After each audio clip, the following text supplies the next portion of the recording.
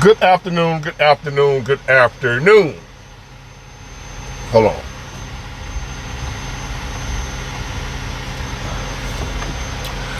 Today is still Monday, March 17th, 2025, back with another episode. Thank y'all for tuning in. I really appreciate it. Forgive me for this truck sitting on the side of me hooking up to a trailer. He'll be out of here in a minute. I just got my empty, getting ready to head home and go to the gym, I guess. I turned my truck off to cut the noise down, and I got a microphone. It's sitting right there. I'll let y'all see it, but I'm already mounted it now, but I'll let you see it later. I got a microphone, so tell me, does it sound clearer? Because I'm going to start doing interviews, barbershop talk. I got some other stuff in mind, some plans. I want to do some things. I would like to just pull up on some people. Like if I see a homeless guy, pull up on him, and I'm going to pay him for his story. If he don't mind sharing his story. I'm not going to pull up on him and give him shoes and clothes and food and record it. No. I'm going to pull up on him. Do you mind sharing your story with my audience? What you're dealing with? How did you become homeless? If you don't mind. And I'm going to pay him. Not getting over on them. I'll let them tell you, hey, he paid me. I ain't going to pay them to say whatever they're going to say. I'm going to pay them to share their story. It's only fair. If I'm going to get paid off for it, it's only fair that they get paid, right? So, I'm thinking about that now. There ain't no guarantee. Y'all let me know how y'all would feel about that. Me just interviewing different people. How they feel about what's going on in the world right now. Life. What have you. Not just my take. But one-on-one. Talking back and forth with real people. Not staged. Not fake. But actually real people. Like you and me. Sitting up talking about what's going on in the world. I don't care what hopefully some Democrats. And we can, chop it up on camera about why they still a Democrat and what they think the Democrats gonna do that's better than what the Republicans gonna do. I would have done rather. So we'll see how that works out. But he taking a hell of a look up to the trailer. Forgive me for that noise, y'all. I'm hoping that microphone pick it up. That you can hear it.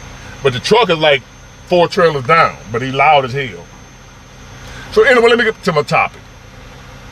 And again, let me know what y'all think about me. I'm trying to do something different. Still original content, but different ideas. In the field. Out and about. Different people. We'll see. So now, I shared with y'all in my first video today about a young man who said he was homeless. He emailed me about what should he do. He asked me, what should he do? Knowing that I have experience with this, life experience, been through a lot, do I have any suggestions about how he should go about handling this tough situation? He said he was married, going through divorce. He left home, or had to leave home, him and his son, 17-year-old son, and he been living in hotels, motel, whatever you want to call it. And some of y'all was curious as to why, if he could afford to pay all the bills at the other house, why is he homeless now? I don't know. All I know is he said he's homeless. Some of y'all said it's got to be more to it, Big Ward. What happened? Why she got tired of him? What happened? I don't know her side of the story. That's what he told me. The point of the matter is, even if he ain't telling me everything, what I do know is, nowadays, $1,100 every 2 weeks ain't enough money. $550 a week ain't enough money to take care of family. That ain't enough money pretty much for rent. nowadays. So let's keep that in mind.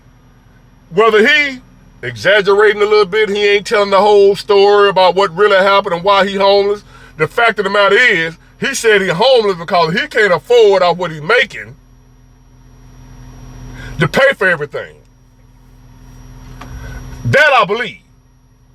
I don't know what happened with him and his wife. I don't know if he was able to pay all the bills there, but now he can't pay all the bills on his own. I don't know what happened with that. We ain't going into detail about it. He emailed me.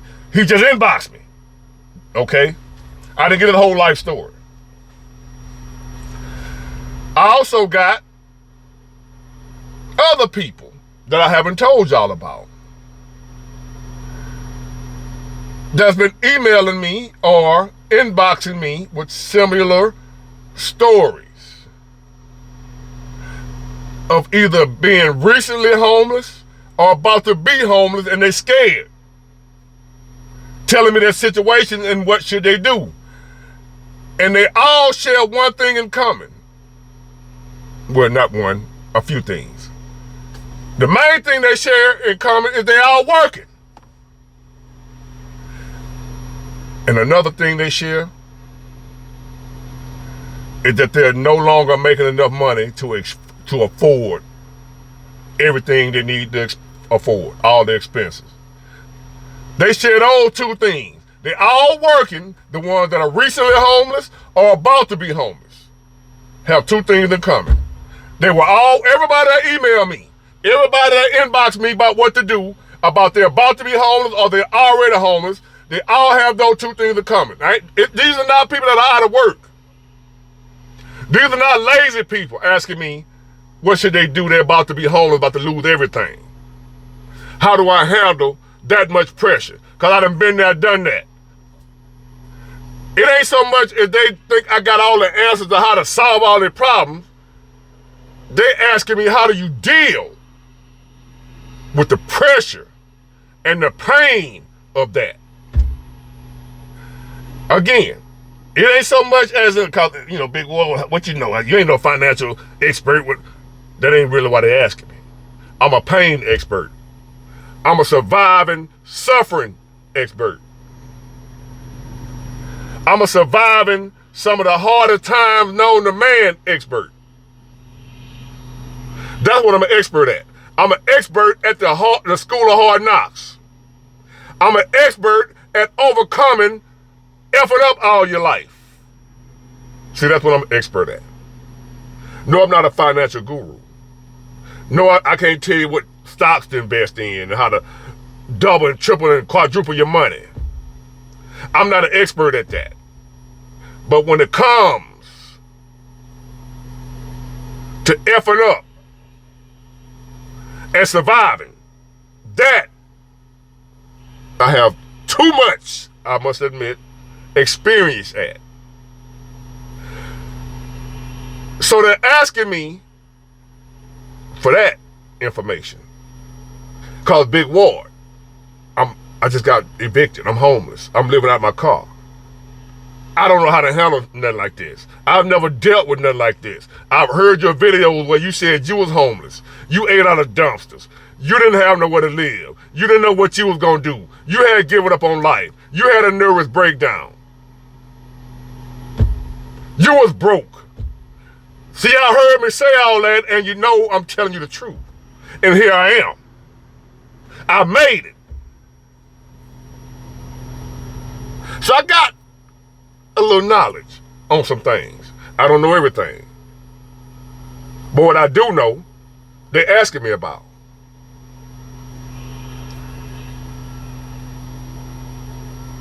So here's what's going on. Imagine. Because this is happening to people right now. This is happening right now. Imagine you go buy a home. You done saved up your money. You done worked hard.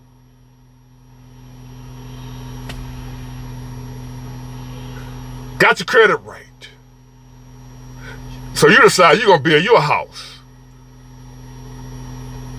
from the ground up.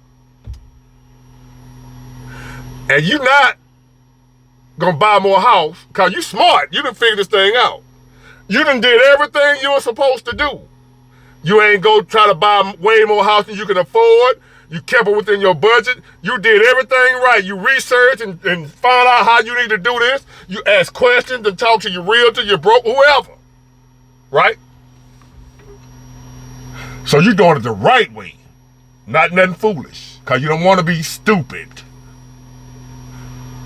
So you decide, you got everything together, got your money right, you're going to build your house from the ground. You want you a brand new house, a new build. So what they doing now, if you ain't careful, if you don't know about this, but I'm finna school you to it. You build a house from the ground up. The first couple of year tax, the mortgage they're gonna give you at first, if you ain't got a honest realtor, at first they're gonna charge you the taxes on an empty lot, the value of just that empty lot. If you gonna get your little payment like, that's real, that's my budget right there. It might be $2,000 a month, your mortgage, that they quoted you. But then, they build a house on it. Now your value done increased. Now your property taxes done went up, right? So you've been paying your $2,000 a month for however long you've been paying it. But you didn't know that was based on that empty lot. You didn't know that once they built the house on it, your property taxes, your property value and everything gonna skyrocket. Somebody forgot to tell you that. They didn't mention it. About a year or two later, next thing you know, you go from owing $2,000 a month to $45, $35. From $1,000 to $2,000 increase. Now, you're trying to figure out, how did this happen, first of all? What happened? Is this legal? Can they do that? I thought I had a fixed rate. I thought I had this. I thought, oh, Lord. What am I going to do now? When the shit done hit the fan. Do you know what you going to do when the shit hit the fan? Because at some point in time, it may be different types of shit, but at some point in time in your life and mine, the shit gonna hit the fan. And what are you gonna do? Do you have plans for when the shit hit the fan?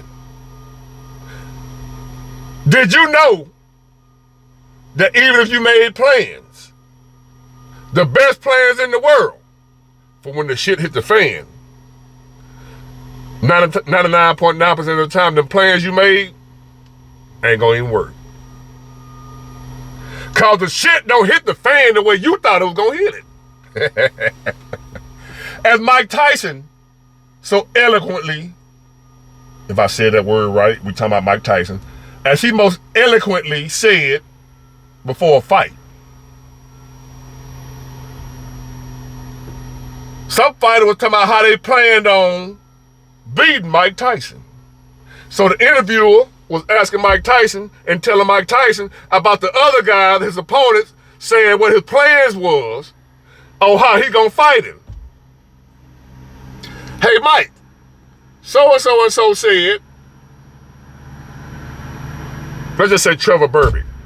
Trevor Burbick says, the way he gonna beat you, this is how he plans on beating you. He gonna do this, he gonna stick and move, he gonna stick and jab, left hook, right hook, stick and move, bob and weave. That's how Trevor Burbick said he gonna beat you, Mike Tyson. What do you think about his plans? Mike Tyson said, everybody got a plan until they get punched in the mouth. Everybody got a plan till they get punched in the mouth. Then all of a sudden, that plan you had, I didn't plan on this. I planned on that. But then here this come. I didn't plan for this. What you gonna do when the shit hit the fan and it didn't go according to the way you planned it? That you thought you prepared for. See, you saved up $40,000. You got your little cushion. You think you good. Then the shit hit the fan, and it's something that's gonna cost you $250,000. You ain't got but 40. But I did what I was supposed to do. I saved up some money for a rainy day fund, for an emergency fund, but your emergency was bigger than what you saved. Shit happens. What you gonna do when the shit hit the fan? Have you made plans? Do you have plans? Can I come to you and ask you, what should I do when the shit hit the fan?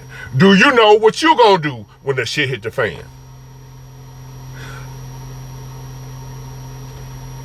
Ladies and gentlemen, here's the answer to the question of what to do when the shit hit the fan. If you'd have made plans for that, this answer is quite simple. If it goes the way you had planned for it to go, you know, your troubles, your problems, if the problems happen to happen just like you planned for, then hey, you already got a plan. Execute your plan. But the problem is, like I said, the majority of the time, the problem never turn out the way we had planned for them. The problem never turn out how we had prepared for them. It's always something that we unprepared for. It's always something happens that was unexpected.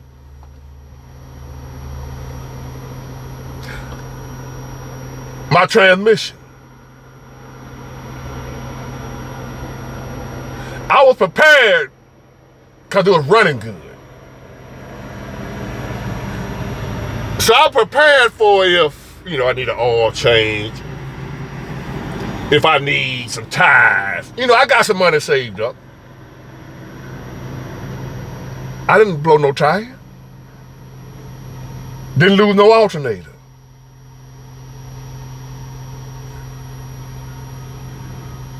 No starter. None of that. The transmission went out. The whole transmission. I didn't plan for that. That ain't according to my plans. Oh, the shit done hit the fan. But guess what, ladies and gentlemen? I said, you know what? At this moment, at that moment, I didn't know what to do. I didn't know what to do. And as somebody told me, a wise man once said, my man John Richardson, when you don't know what to do, don't do nothing. Huh? What do you mean? I gotta do something. But do what? I don't know. Well, if you don't know what to do, why would you do anything? But I gotta do something. Look, my world is crumbling down around me. Everything is going wrong around me. I gotta do something. Okay, true. But what? I don't know. That's genius. If you don't know what to do, don't do nothing. Because if you don't know what to do and you do something anyway, just to be doing something, you can mess your situation up worse than what it is. So at the time of the transmission, I ain't know what to do. I didn't do nothing. I talked to God, had faith, and I just waited for my answer. Cause for me, that's how I learned to deal with when shit hit the fan and you don't know what to do, you do nothing. And guess what ended up happening? God will tell you what to do. Some kind of way, somehow. Just wait and listen for the answer. That's how you deal with when shit hit the fan and you don't know what to do. You don't do nothing. You let God do it. God will reveal. When you don't know what to do, if you're dependent on him, he'll show you and tell you what to do. So what happened with my transmission? I was riding. Got a phone call. The guy I bought the truck from said, hey, it's a shop around the corner from where you live called such and such. I had never heard of this shop. Stop by there and talk to so-and-so, the owner. Stop by there, talk to so-and-so, the owner. Told him what was going on. I what just happened, that's what he's telling me. We got a truck that was just wrecked. Preacher, we got a truck that was just wrecked with a transmission in it that was just put in. That's just right for your truck. You want to buy it? Yes, I do.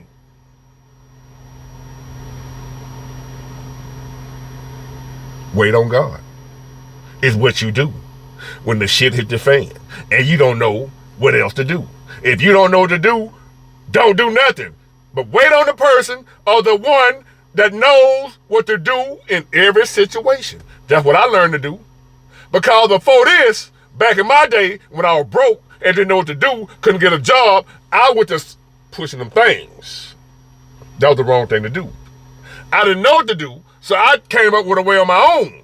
Instead of waiting on the master to tell me, hey, go here, go do this. You know, them little voices come tell you, go over here.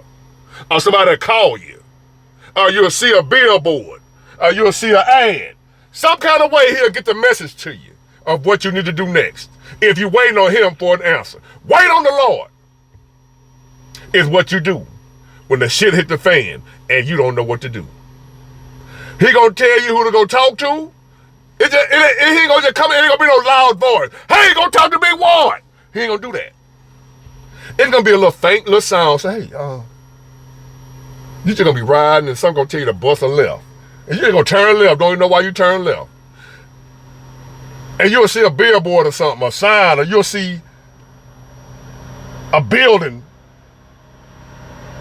with whatever you're looking for on it. Like, I ain't know this building was around here. This company that's fixing my truck right now, putting the transmission in, I didn't know was even around there. It's right around the corner from where I live all this time. I ain't know what was there until I needed it.